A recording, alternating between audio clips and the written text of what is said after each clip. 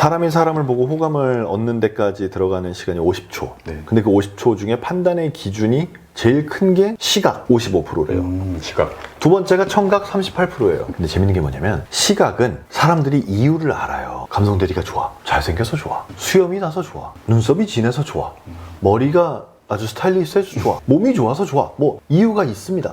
그게 명확해요. 자기가 왜 좋아하는지를 안다고. 근데 청각은 그걸 몰라요. 청각 때문에 만약에 감성대디를 좋아하는 사람이 10명이면 그 중에 한 명만 나는 감성대디가 목소리가 좋아서 좋아라고 인지하고 나머지 9명은 자기가 왜 좋은지 몰라요. 근데 사람이 내가 얘를 좋아하는데 왜 좋아하는지 모르잖아요. 그거 되게 싫습니다. 왜냐면 내가 비이성적인 사람 같거든. 그래서 그때는 이유를 만들어내요. 가만히 있어봐. 눈썹이 진하네. 나는 이 사람 눈썹이 진해서 좋아. 이런 식으로 만들어내는 거예요. 근데 그 만들어냈다는 뜻은 이게 모두가 다 진실이 아니라는 뜻이에요. 그걸 잘 모르고 하는 말일 수도 있고 어쨌거나 내가 만들어낸 허상일 수도 있어요. 그러면 제3자가 봤을 때는 그게 아닐 수도 있단 말이에요. 야, 쟤가 뭐가 잘생겼어. 정신 차려. 너 네가 좋아하던 스타일 아니야. 라고 말하는데 그게 안 통해요. 왜냐면 애초에 제가 잘생겨서 좋아라는 게 진실이 아니잖아요. 내가 만들어낸 생각이잖아요. 그걸 어떻게 이겨? 내가 만들어낸 생각인데 허상인데 그걸 어떻게 이겨요? 그게 못 이기는 거예요. 그래서 청각으로 누군가가 누군가를 좋아하게 되면 이게 엄청 강력해집니다. 이길 수가 없어요. 사이비종교에 빠지면 못 이기잖아요. 그게 허상이라 그래요. 내가 만들어낸 허상. 그걸 어떻게 이겨? 책에서 나오신 분이 이금희 아나운서를 예를 든 게 있었는데 그분은 어떤 분이셨나요? 이금희 선배님 은 외유 내강의 슈퍼 킹왕짱이라고 해야 되나? 정말 부드러운 분이에요. 내면은 아주 강하시고요. 그리고 자기 중심이 절대 흔들리지 않아요. 그러니까 밖에서 어떤 얘기가 치고 가도 이분은 항상 굳건하시고요. 어떤 아픈 사연의 얘기가 오고 가도 그걸 전부 유연하게 받아주시는 거예요. 그러니까 누구든 이금희 아나운서와 만나서 10분 앉아서 얘기를 하면 다 팬이 되는 거예요. 다 너무 좋아 죽겠는 거죠. 그 사람이 모든 얘기를 다 들어주고 모든 걸 수용해주고 같이 분노해주고 같이 경청해준다는 뜻이죠. 그게? 경청이 기가 막힙니다. 그래서 저는 사실 그 이금희 선배의 경청을 너무 보고 배우고 싶은 거예요. 그래서 아침마당 생방송 하는데 몇 번 따라갔었어요. 가서 봤더니 한마디를 하시더라고요. 저는 그걸 보고 배우려고 봤더니 사람이 막 얘기를 하면 그 얘기를 잘 들어줘야 되잖아요. 그래야 더 신나서 얘기할 거 아니에요. 이분은 그거 얘기하는 거예요. 이거 말하면 다 기억날걸요? 별거 아닌 것 같은데 이것만 하면 사람들이 더 신나서 다 얘기해요. 그래서 제가 그걸 따라해봤어요. 우리말 겨루기도 거기 출연하는 사람들하고도 인터뷰를 해야 되고 그분들의 가족이나 친구들이 응원하러 와 있잖아요. 그분들하고도 대화를 많이 한단 말이죠. 그래서 그분들에게 제가 한번 해본 거예요. 안 되더라고. 근데 이게 사람 스타일이 다른 건지 안 되는구나.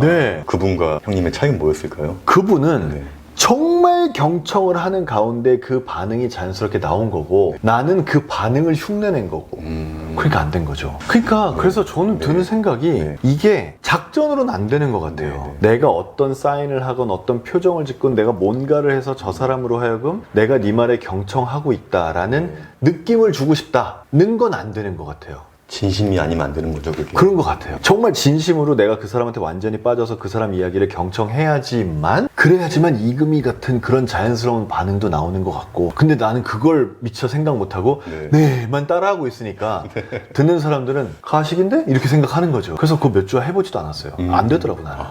그래서 그 다음부터는 좀 더 태도나 이야기를 함께 나누는 그 진심을 베끼려고 배우려고 더 노력을 했죠. 또 그분 말고도 또 이영자 씨에 대한 얘기도 했었는데 아마 앞으로도 그런 사람 없을 것 같긴 해요. 그러니까 방청객의 일반인 분들이 많이 참여하시는 그런 종류의 방송이라면 항상 그분들의 마음을 좀 편하게 풀어주는 그분들의 기분을 웃을 준비를 만들어주는 사전 MC들이 출동을 합니다. 그런데 그 안녕하세요는 사전 MC가 없는 거예요. 이영자 누나가 올라가는 거예요. 직접? 메인 MC인데. 그러니까 보통은 저희들은 메인 MC는 실제 녹화 전에는 에너지를 아끼고 내 마음을 정신을 차분하게 하고 그리고 그걸 본 녹화에 가서 쏟아 부어야 거기 나온 사람들과 함께 하는 것도 중요하지만 내 방송을 보고 즐겨야 되는 일반 시청자 전체도 중요한 거잖아요. 그러니까 이분들도 소홀히 하면 안 되는 거니까 우린 그렇게 배웠는데 영전하는 올라가서 자기가 사전 MC처럼 거의 30분을 쫙 하시더라고요. 30분을요? 그래서 저건 보통 일 아닌데 무조건 힘들 텐데. 그러니까 본녹화 들어가면 힘들 거 아니에요? 네, 저는 그래서 사전 MC가 그날 펑크난 날 했거든요. 근데 그날 하루만 그런 게 아니고 매주 그러는 것 같더라고요. 나중에 이제 아니 누나 왜 그렇게 하시는 거죠? 그랬더니 아니 이 사람들이 하루 시간을 내서 여기 왔잖냐. 그러면 나는 이 사람들한테 최고의 추억을 선물을 해주고 싶다. 이 사람들이 집으로 돌아가서 가족들을 만나고 동네에 가서 친구들을 만나고 그랬을 때 뭐 지난주에 뭐 했어?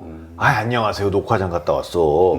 아유 우리 이영자 씨하고 엄청 재밌게 놀았어. 이렇게 말할 수 있는 평생의 즐거운 추억을 만들어주고 싶다. 정말 진심이 아니면 안 되는 거잖아요 이게. 네, 이금희 아나운서도 그렇고 이영자님도 그렇고 진심이 있지 않으면 이게 통할 수가 없는 그쵸. 그런 게 있다는 거죠. 그 링컨 대통령 명언 중에 이런 게 있어요.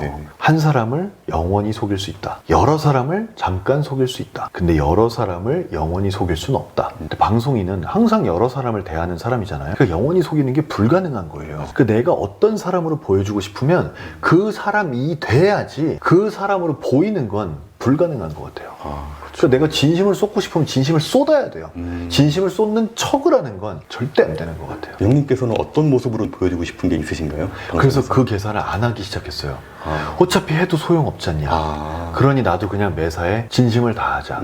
내가 내 자신에 대해서 솔직하고 저 사람과 나와의 현재 상태, 그 누군가 출연했을 때 그분과 나와의 현재 상태, 내가 현재 하고 있는 대화, 이 대화를 통해서 우리가 현재 주고받고 있는 이 감정에 대해서 충실하자. 내가 푹 빠져서 이 대화에 몰입을 하자. 그러면 이걸 영상으로 보고 계시는 분들도 알아주시겠지 라고 생각을 하는 거예요. 그러면 대화 얘기가 나왔으니까 대화를 잘하고 싶어도 어색함을 느껴서 처음 만났을 때 어려움을 겪고 있는 분들 많잖아요. 좀 처음 만났을 때 자연스럽게 대화를 이끌어갈 수 있는 그런 팁, 그거에 대해서 이야기해 줄 수 있나요? 인사말 플러스라고 저는 얘기를 합니다. 인사말 플러스. 인사말에 한마디를 덧붙이면서 얘기를 하는 거예요. 우리가 아직 만난 지 얼마 안 된 어색한 사이 혹은 사무실 회사에서도 맨날 보고 얼굴만 떼고 얘기하는 우리 팀은 당연히 가깝죠. 근데 옆 팀도 있잖아요. 옆 팀이랑은 말도 별로 안 한단 말이에요. 그냥 지나가면서 네, 안녕하세요. 그러고 가잖아요. 1년 동안 하는 대화 안녕하세요 밖에 없습니다. 근데 그거를 이 사람하고도 한번 친해져 볼까? 내가 한석준한테 대화를 배웠으니 한번 시도해 볼까? 라고 한다면 거기에 한마디를 덧붙이는 거죠. 안녕하세요. 오늘 의상 멋지시네요. 하는 거예요. 오늘은 여기까지. 내일은 안녕하십니까? 오늘 비가 많이 오던데 괜찮으셨어요? 이게 인사말 더하기입니다.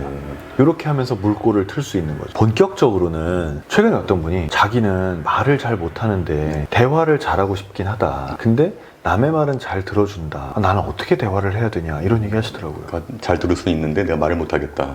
저는 그래서 그분한테 그런 사람은 세상 사람들이 다 좋아한다 라고 얘기해 줬어요. 데일 카네기 인간관계론 거기 나옵니다.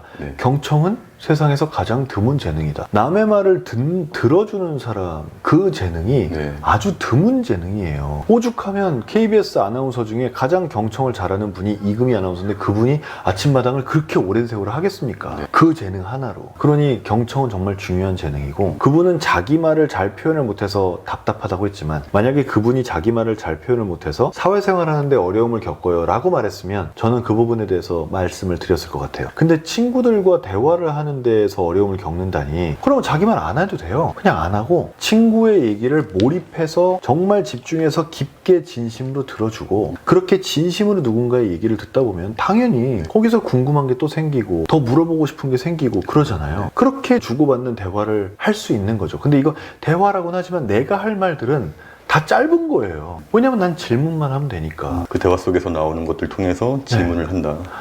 그런 일이 있었어?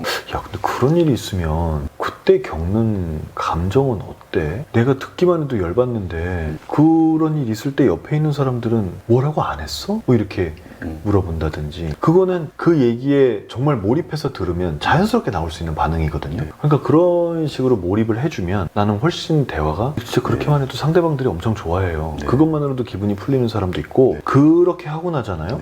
그럼 난 몇 마디 했죠? 난 그냥 얘기 듣고 질문밖에 안 한 거잖아요. 근데 그분이 딴 데 가서 야, 저 한석준 말을 잘하더라. 그렇게 느낀다는 거죠. 걔랑 얘기하니까 기분이 좋아. 막상 말을 많이 안 해도 말은 자기가 있죠. 공감을 많이 해주고 리액션만 해줘도 날 좋아한다. 말을 잘하게 느껴지고. 엄청. 그것도 그냥 조금 좋아하는 게 아니라 정말 좋은 얘기. 엄청. 어쩐지 제가 형님 옛날에 처음 뵀을 때 너 긴장했던 이유가 처음 뵈니까 무슨 말을 해야 할지도 되게 고민되고 걱정 많이 했었거든요. 네. 근데 너무 편하게 되게 잘 지나가서 그런 것들을 형님께서 저에게 하셨기 때문에 제가 편하게 느꼈을까요? 그때? 제가 지금 어렴풋이 기억나는 건 그런 게 있었어요. 긴장을 하시더라고요. 우리가 밥을 먼저 먹었잖아요. 보통은 이제 누군가가 저를 만나면 그분들이 얘기를 많이 하는 편인데 제가 좀 더 말을 많이 해드렸죠. 맞아요. 네. 질문을 많이 했던 기억이 나요. 네네. 그래야 좀 네. 풀어지니까. 네. 딴 생각을 많이 하게 하면 긴장이 좀 풀어지거든요. 네. 워낙 좋아했던 분을 만났으니까 저는 되게 얼떨떨하고 되게 신기해가지고 좀 그랬었는데 그래서 내가 좀 편하게 느꼈구나. 네. 그런 부분 그렇게 생각해 주시니 또 그런 건 감사하고. 네. 그 상대방을 편하게 하는 질문과 말하게 하는 질문이 있다고 했는데 이거에 대한 얘기 좀 듣고 싶어요. 상대방을 편하게 하는 질문은 네. 방금 얘기한 것처럼 어떻게 보면 인터뷰 스킬 중에 하나인데 가끔은 뻔한 얘기라 이거는 화면에선 못 쓰겠다 싶은 질문들도 있어요. 근데 그걸 시키는 거예요. 뻔하니까 쉬운 거예요. 사람이 말하기가. 네. 저는 지금 아나운서 한 지 24년 됐잖아요. 네. 저한테 아나운서 시절 관련된 질문은 제가 얼마나 많이 받았으며 네. 얼마나 많이 말을 했겠습니까? 그러니 그런 건 저한테는 쉬운 질문이죠. 네. 그러니까 제 마음을 풀어주기 하기 위해서 그런 걸 먼저 말할 수도 있는 거예요. 아나운서 된 지 몇 년 되셨죠? 24년인 거 모르겠어요. 저랑 인터뷰하는 사람이 네. 그 정도는 다 조사했겠죠. 근데 그냥 물어보는 거예요. 내가 좀 더 말하기 편한 상태로 바뀌는 거죠. 이렇게 상대가 대답하기 쉬운 얘기들을 네. 질문하는 것도 방법이고요. 또 하나는 칭찬 화법인데 그 칭찬은 항상 좋아요. 왜냐면 칭찬을 받은 사람이 너무너무 기분이 좋거든요. 네. 그 칭찬도 어떻게 보면 뻔한 칭찬보단 이 사람이 지금까지 안 들어봤을 것 같은 칭찬을 해주면 더 좋습니다. 그러려면 깊게 생각하고 칭찬하는 게 더 좋아요. 그렇죠. 네. 깊게 관찰해야만 할 수 있어요. 내가 이 내용을 책에 썼는데 이 내용을 실전에 적용하는 건 이렇게 되는 거구나. 이렇게 칭찬을 받으면 정말 기분이 이렇게 좋구나. 네. 라고 느낀 계기가 있었어요. 그 김미경 TV에 출연을 했는데 김미경 선생님하고 대화를 하는데 저한테 그 얘기를 하시는 거예요. 야, 내가 이 책을 다 읽어보고 오늘 이렇게 얘기를 해보니까 석준 씨가 수강생들을 정말 사랑하는구나 그러시는 거예요. 왜 그렇게 생각하시는 거죠? 네. 그랬더니 그렇게 깊게 사랑하고 그렇게 깊게 관찰해야만 그 사람들이 뭐가 부족한지를 알지. 이 내용을 보니까 그거를 아주 많이 연구했네. 근데 저는 그런 식의 칭찬은 처음 받아본 거였어요. 근데 그게 너무 기분이 좋은 거예요. 그렇죠. 네, 그래서 네. 내 마음이 너무 기분이 좋아지는 걸 느끼면서 역시 칭찬이 좋은 거구나. 나를 알아봐 준다는 그런 그 생각이 네, 들더라고요. 나의 진심 알아봐 준다. 네. 나도 다른 사람을 앞으로 내가 지금도 칭찬을 많이 하고 있지만 더 적극적으로 그 사람을 깊게 관찰을 하고 그 사람이 정말로 열심히 노력한 그 부분을 노력한 부분. 찾아서 칭찬해야겠다 이 생각이 들더라고요. 또 타고난 부분보다는 좀 노력한 부분이 더 좋겠네요. 저는 타고난 부분은 별로 네. 칭찬할 필요 없는 것 같아요. 야, 너 잘생겼어. 알겠지 뭐. 어렸을 때부터 얼마나 많이 들었겠어요. 그걸 연애에서도 적용시키면 좋겠네요. 네. 여자분한테 예쁘다는 말보다는 오늘 뭐 스타일이 좀 센스가 있으시다 그런 느낌으로. 근데 예. 그거는 좀 예외입니다. 예외인가요? 어떤 여자분들은 예쁘다는 말을 무조건 좋아하기도 하기 때문에 그런가요? 어떤 남자들도 그거 무조건 좋아하기도 합니다. 그러니까 외모에 대한 칭찬은 뭐 사실 뭐 그럴 수 있죠. 네. 근데 사람마다 가치관을 어디다 두냐의 차이인데 있어요. 그런 게 사람마다 정말로 내가 만약에 나는 우리 아버지한테 물려받은 게 아주 자랑스러워 하면 그분의 아버지에 대한 칭찬, 존경의 마음을 표시한다든지 이런 것만으로도 그 사람을 되게 뿌듯하게 만들 수 있죠. 네. 근데 나는 아버지한테 받은 것보다는 내가 이룩한 게 훨씬 더 자랑스러워. 영어는 뭐 중고등학교를 다니면서 억지로 배운 거니까 별로 자랑스럽지 않은데 인도네시아가 너무 좋아서 인도네시아 말을 열심히 공부해서 상당히 잘해. 그 수준이 됐어. 그럼 그거는 엄청 자랑스러울 수 있는 거죠. 근데 그걸 내가 알아차렸다. 네. 아, 저 사람은 인도네시아 말을 잘하는 거를 상당히 자랑스럽게 여기는구나. 알아차렸다면 그 부분에 대한 칭찬을 하는 거죠. 야, 인도네시아 말을 전공자도 아닌데 너처럼 그렇게 자연스럽게 잘하는 사람은 처음 봤다. 그렇게 하려면 도대체 얼마나 많은 시간을 몰입해서 공부를 해야 되니? 이런 얘기들. 야, 다들 야, 돈 벌리는 거 배우느라고 정신없는데 너는 정말 네가 좋아하는 걸 했구나. 너는 정말 줏대 있는 사람이다. 네. 주관이 뚜렷하네. 멋지다. 이런 말을 해준다면 네. 그 사람 입장에서는 자기의 지난날의 노력을 다 보상받는 기분이 들겠죠. 그렇겠죠. 네.